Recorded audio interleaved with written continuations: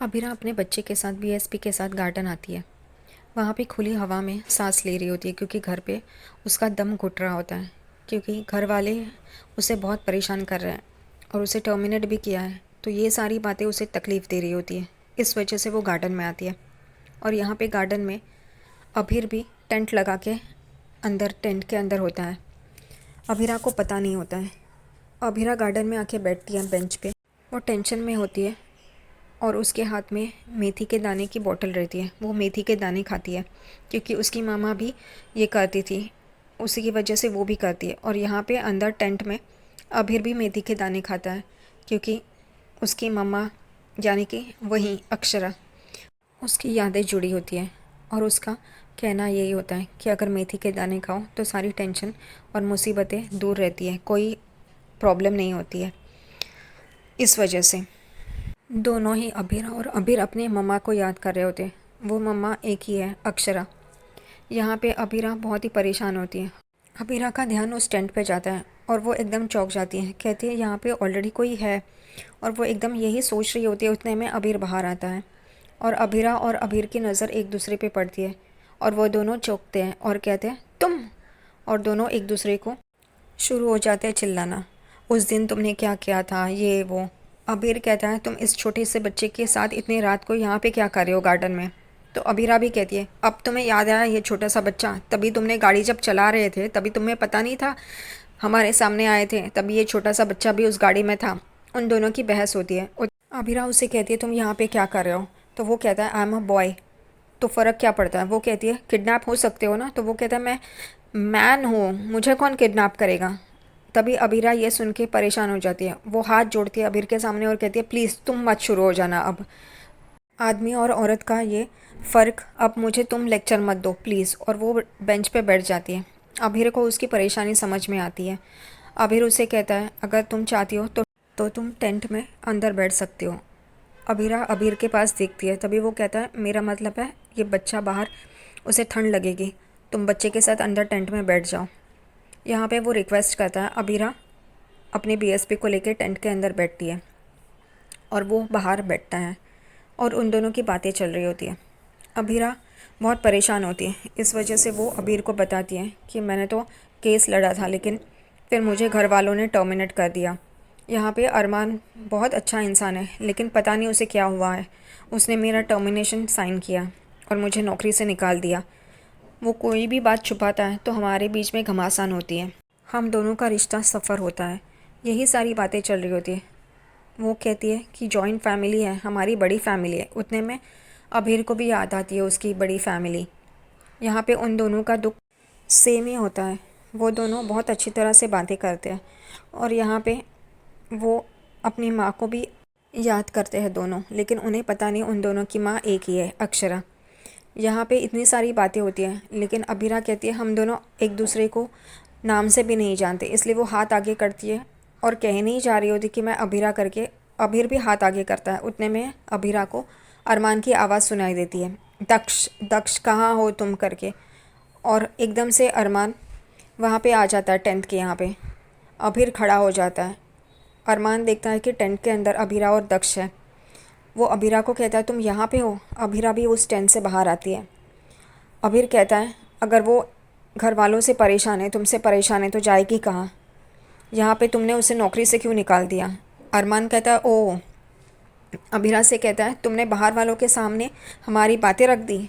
तो अबीर कहता है अगर घर वाले उसे समझ नहीं सकते तो उसे बाहर वालों से ही बात करनी होगी ना। तभी अरमान कहता है उसे अच्छा तो इतना तो तुम्हें पता है कि तुम बाहर वाले हो। और उन दोनों में झगड़ा होता है, वो एक दूसरे को मारते हैं। यहाँ पे अबीरा चिल्लाती है तुम दोनों इस बच्चे की तरह क्यों बिहेव कर रहे हो, वो छोटा है बीएसपी, तुम दोनों नहीं हो करके। और अगर तुम दोनों रुक नहीं सकते तो मैं जा रही हूँ अकेले। और वो दक्ष को लेके वहाँ से चली जाती है। ये देख के अरमान चौंक जाता है और वो भी उसके पीछे जा रहा होता है। उतने में अबीर अबीरा को कहता है रुकना मत इसके लिए, और अगर तुम्हें कोई भी परेशानी हो तो यहाँ पे आ जाना, मैं यहीं पे तुम्हें मिलूँगा करके। अरमान अबीर को देखता है और अबीरा के पीछे पीछे चला जाता है। यहाँ पे अबीरा गाड़ी के यहाँ पे खड़ी रह के सोच रही होती है, उतने में अरमान पीछे से आता है और उसे कहता है कि तुम ये सारी बातें उसके साथ क्यों कर रही थी। तो अभिरा कहती है तो और क्या करूं, मुझे भी तो अपनी परेशानी किसी के साथ बांटनी है। अगर उसके साथ बांटी तो क्या हुआ, तुम कुछ बात सुनते हो क्या? तुमने मुझे टर्मिनेट करते समय सोचा था क्या? तुमने मम्मा से वादा किया था कि तुम मेरे करियर को सपोर्ट करोगे, लेकिन तुमने ऐसा नहीं किया करके। अरमान कहता है मैंने जो किया वो सही किया, क्योंकि अरमान हेल्पलेस है, वो कुछ नहीं कर सकता, क्योंकि वो दक्ष रोहित का बेटा और रोहित उसे ब्लैकमेल कर रहा है। यहाँ पे अभिरा रोते हुए गाड़ी में जाके बैठती है दक्ष को लेके। अरमान उसे देखता रहता है, उसे भी तकलीफ़ हो रही होती है, लेकिन वो कुछ नहीं कर पाता, क्योंकि वरना अभिरा का बच्चा नहीं रहा है, ये अभिरा को पता चल जाएगा। यहाँ पे अगले दिन सुबह अरमान दक्ष को तैयार कर रहा होता है। अभिरा की आंखें खुलती है तो वो उन दोनों को एक साथ देखती है और उसे बहुत अच्छा लगता है, खुशी महसूस होती है। अरमान यहाँ पे दक्ष को कहता है हम लोग आज पिकनिक जाएंगे करके। अभिरा उठती है, तभी उसको कॉल आता है और वो ज्योति का कॉल रहता है। वो उसे मिलने के लिए 11 बजे बुला रही होती है। अभिरा कहती है ठीक है मैं आऊँगी करके।